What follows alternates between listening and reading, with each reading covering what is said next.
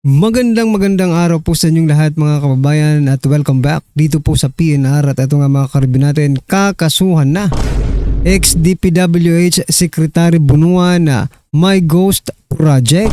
Nako, Saldico at Romualdez nilaglag na. Yan mga kababayan, patungkol po riyan ang ating alamin at bibigyan ng reaksyon ngayong araw na ito.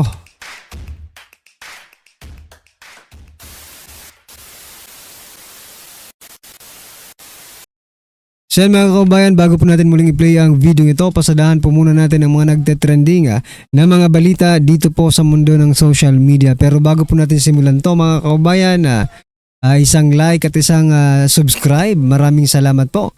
At ito na nga mga karibin natin ang balita. Nako po mula po sa Abante News Online 53 minutes ago.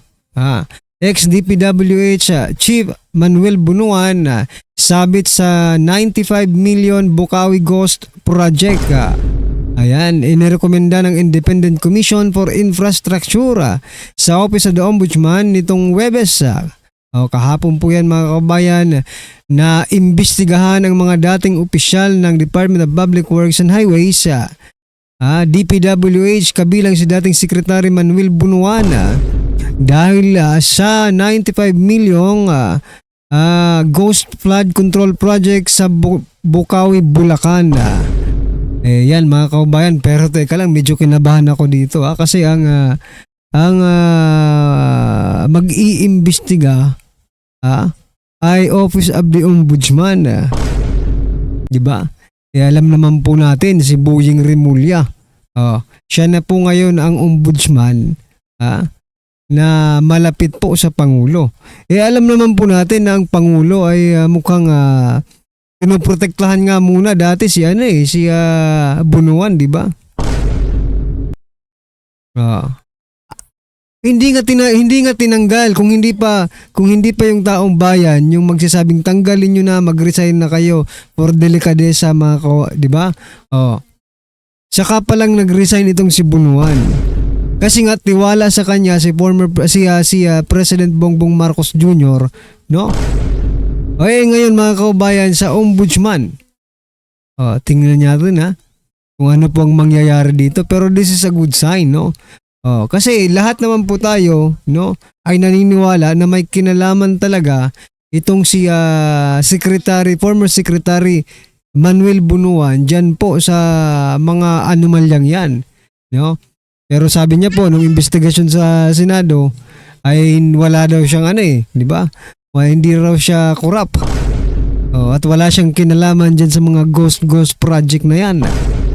Bakit ngayon? Sumingaw na ang bantot ninyo. Secretary Bunuan, sana lang hindi lang hanggang investigasyon ito. Kasi naman, no? Kahit balibaligtar natin, hindi natin maiwasang isipin na si Secretary Bunuan ay involved, di ba? Departamento niya yan di ba? Ano pong inyong masasabi diyan mga kababayan? Pero ito, magbasa nga tayo ng ilang komento. Sinong pinuno ni Bunuan? Yun Oo nga Kaya nga sabi ko kanina, di ba, mukhang pinoprotektahan itong si Bunuan noon ni President Bongbong Marcos Jr. Di ba? Kasi ayaw niyang sibakin Nagkusa na lang si Bunuan sa sobrang hiya siguro. Di ba? Dapat si BBM talaga managot diyan para tapos ang korupsyon. Gabinete niya yan Tapos di niya alam background lahat ng tao niya. Oo nga no mga kaubayan. Teka lang, may nabasa po akong balita, no? Na ito pong si Romualdez, no? Ay kakasuhan for negligence, no? Sa pag-a-appoint kay Saldico bilang chairperson ng appropriations, no? Diyan po sa House of Representatives. Ngayon, bigla kong naisip mga kababayan, bakit hindi rin natin kasuhan si President Bongbong Marcos Jr. ng negligence, no? Kasi siya rin naman po ang nag-appoint dito kaya ito si Bunuan, di ba? Pwede kaya yun mga kababayan? parang ano rin, parang command responsibility, di ba? Kasi sila naman ang nag-appoint. Oh. Dapat may accountability po sila diyan, di ba? Kaso, sino po ba ang nag-iimbestiga? Ang Independent Commission for Infrastructure, na kung saan si President Bongbong Marcos Jr. mismo ang bumuo ng komisyong ito. Kaya ba nilang saklamalin, di ba? Yung taong nag-alaga sa kanila, aray ko po, yung amo nila, aray ko po, di ba? Anyway, ito pa mga kaubayan, President Bongbong Marcos Jr. Nagsalita patungkol po sa bagyo. Sabi niya po dito, maayos naman relief operations. The only problem is talagang napakalakas ng Tino. Nako yan mga kaubayan. Sabi po dito ng mga komento ni Gomez Pamo. Baka malakas lang talaga, tama niya. Nako po, baka lang ha. Mabuti pa ang bagyo. Tino. Ang presidente hindi Tino. Ay. Kada may sakuna, everything is well managed. The problem is, ganyan lang ba lagi? Script mo. Ay, buti pa mag-resign na lang, di ba? Buti pa ang bagyo, may Tino. Ang presidente, di matino. Sinabi na yan kanina no? Nag-dry na ang utak. Nako, wag naman po sana mga kaubayan. Anyway, ano po ang inyong masasabi dito? Sa palaging script ng presidente about sa bagyo, no? Minsan nga, sabi niya, dapat may schedule daw ang bagyo eh. Dapat sumusunod sa schedule yung bagyo. Ano bang presidente ito? Gusto pati kalikasan na diktador, di ba? Pati kalikasan gusto diktahan. Ako po. Hindi po ang kalikasan lang mag-a-adjust para sa atin, Mr. President. For your information, tayo pong mga tao ang dapat na mag-adjust, mag-adapt, no, sa mga natural calamities na ito. Ano po ang inyong masasabi dyan mga kabayan? I-comment nyo na lang. At eto, nako, si Castro mga karibyo natin ay sinagot na. Sinagot po ni Representative Kiko Barsaga yung statement po ni Castro na sabi niya po may pondo tayo. Palasyo di nagpapasaklolo sa ibang bansa dahil sa bagyo. Ito pong sabi ni Representative Kiko Barsaga. Wala nang bansang tutulong sa atin. Alam nilang nanakawin lang ni Marcos ang ipapadala nila. Aray ko po. Saan po kayo mas naniniwala? Dito po kay Representative Kiko or dito po kay Yusek Claire Castro na sabi niya may pondo pa tayo, no? May pondo daw pero ay nako. Kung gumalaw kayo para kayong mga pagong, sabi nga doon sa isang vlogger na napanood ko kanina mga kababayan, 'di ba? 2 days after ng bagyo saka pa lang kayo mag-briefing. Nako naman, 'di ba? Dapat si former President Duterte nga 3 araw bago pa pumasok ang bagyo nagpe-prepare na sila eh. Kayo 2 days after ibig sabihin humupa na po ang baha niyan mga kababayan saka pa lang po sila magpaplano. Nako. Kaya ang dami po nang namatay po diyan po sa Cebu. Sa kabuuan po meron na pong 100 plus yata correct me if I'm wrong mga kababayan pero 100 plus na po ang namamatay dahil po sa bagyong Tino. May pondo tayo niyan may pondo pa tayo. Paano kaya kung wala tayong pondo? Ilan pa kayang mga Pilipino ang mamamatay sa baha? 'Di ba? Ito naman po ang pagpoprotekta ni Yusek Claire Castro sa ating presidente. Sabi po dito sa balita, no? Kahit hindi naman nagkaroon ng briefing ang Pangulo, everyday naman siyang nagmo-monitor. Nasaan ang transparency ninyo? Eh ba, anong malay namin kung natutulog lang yan, di ba? Tapos sasabihin mo, everyday naka-monitor. Ano kayo? Magpakita po kayo ng ebidensya that you are transparent to the people. No? Hindi yung sasabihin nyo lang na, kahit hindi mag-press briefing, kahit hindi mag-briefing ang Pangulo sa kanyang mga ahensya, sa mga iba't ibang departamento na related sa bagyo, di ba? Oh, naka-monitor ang ating Pangulo. Naku naman. Ito ang isipin natin mga kabayan. Kaya nga tayo nag-elect ng Pangulo to command. Kasi itong mga hinayutak na mga agencies na ito, hindi po yan gagalaw as long as hindi po nagsasalita yung commander-in-chief. Di ba? Napakalaking pagkakamali nito. Napakalaking pagkakamali ng mga nating lahat, no? Na ibinoto po natin ang ganitong klaseng leader. Natutulog sa pansitan habang yung kanyang bansa ay lubog sa baha. Anyway, ano po ang inyong masasabi dyan mga kababayan? I-comment nyo na lang at eto, pasadahan na po natin ang video ito. Nako, eto na po. Bigyan po natin ng reaksyon. Iwanag ko sa inyo. Pero panoorin muna natin yung news para malaman natin kung ano ba talaga nangyayari. Totoo ba? Nakinasuhan na si pangalan nito, si Romualdez? Totoo ba yan? O ano na naman yan? Pambubudol na naman ni Marcos yan. Tingnan nga natin. Posibleng makasuhan ng gross. Ang inang yan. Simula pa lang budol na eh. Posible. Anak kayo ng wewe, oo. Posible lang talaga. Hindi pa sabihin, hindi pa kinasuhan. Posible lang. Budol na naman ito mga kababayan. Excusable negligence si dating House Speaker Martin Romualdez kaugnay ng anomalya sa flood control projects. Ako pa! Ay kay Ombudsman Boying Rimulya, may pananagutan si Romualdez sa pagkakatalaga ni dating Ako Bicol Party List Representative Saldi Co bilang Appropriations Committee Chairman na maninikinalaman sa manuwalyang mga proyekto. Iti Rimulya, kahit pinili sa plenaryo si Co, alam ng lahat na ito'y choice ng Speaker. Kaya naman posibleng isama si Romualdez sa mga kakasuhan ng gross negligence. Posible. Iba yung kinasuhan at saka sa posibleng kakasuhan. Putang ina, lokohan na naman tayo nito.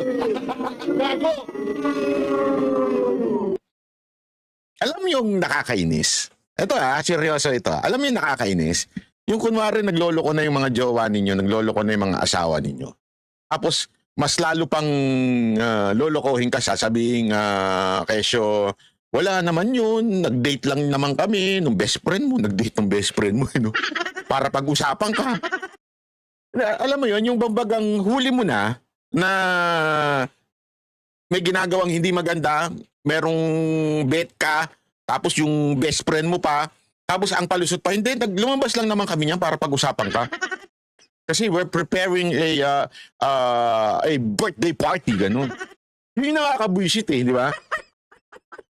Yung harap-harapang hang ginagago, preparing birthday party, nakapatong ka.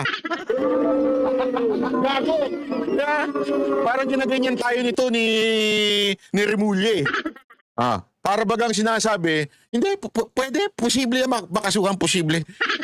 Para bagang sinasabi, para lang kasi, siyempre, everyone demands na makasuhan si Romualdez, di ba? Lahat tayo, marami, anumang kulay mo, gusto makasuhan si Romualdez. Pero gayon pa man, para lang masabing may ginagawa ang presidente kasi under ni Marcos itong itong ICI, di ba? So kinasuhan ng ICI dito sa ombudsman just to to satisfy yung ating ninanais na makasuhan si Romualdez. Sasabihin na, oo, posible yan. Posible makasuhan yan. At ang malala, yung details ng ikakaso sa kanya. Kaya sabi ko, pambihira itong si Remulla talaga. Kakaiba itong magbasa ng batas. You and bend the law talaga. Sila ko at dating DPWH Secretary Manuel Bonoan. Wala pa namang tugon ang kampo. Uy, may kwento ako dyan kay Bonoan. May nalaman ako. Gusto nyo sabihin ka? Eto mga, kayo na. Hindi ko na mabanggitin, pero binabati ko po yung nagkwento sa akin. Hindi ko na lang kayo papangalanan. Baka sabihin. may nagkwento sa atin na talagang malapit. Ninong. Ninong nila yan. Yan, gano'n. At talaga, ayoko magsalita. Ayoko magsalita kasi delegates. Kasi ito daw si Bonoan. Mabait daw to. Palabigay daw ito. Noon pa doon. At yung matindi daw, hindi, ito na lang. I-lifestyle check nyo. Huwag kayong maniwala na yung bahay niya pa rin dati. Sabi ko sa inyo, alam ko kung saan yung bahay niya. May nagkwento sa akin. May nagkwento sa akin. Talaga itong nagkwento sa akin na to, kilalang kilala ito, dikit, ganun yun. I-lifestyle check nyo na lang. Yun ang sa akin, i-lifestyle check nyo na lang to si Bonoan. Ni Romualdez. Mga kapatid, So ayan na nga daw, posible daw kasuhan. Ang tanong, ano ba yung kaso na yan, di ba? Ano ba yung ikakaso na sinasabi na yan? Kasi, alam mo na, ito, ha? Sandali, ha? Ito, ipapakita lang natin. Ito, choto mate. Ayan, wait lang. Oh. Ito. Itong si ombudsman, nakman tucha, talagang feel niya yung pagiging ombudsman niya. Ayan, ito. Pakinggan nyo ito. Dito kayo matatawa doon sa kaso. Hindi, ito, sabi ko nga, abogado ba ito? Tingnan ninyo. Discussion earlier with former Secretary Singson and Justice Reyes. And it's some of it can be attributed to gross inexcusable negligence, if I'm not mistaken. Being the Secretary of Public Works, it was his job to make sure that things happen properly. I think that's one of the recommendations is really to charge them with gross inexcusable negligence. The same case that we'll be filing against probably Gross negligence, parang ganon. Unexcusable negligence. Yung sinasabi, yun yung ikakaso kay Bonoan. Okay? Kasi para bagang nangyari ang lahat ng katiwalian sa ilalim ni Bonoan.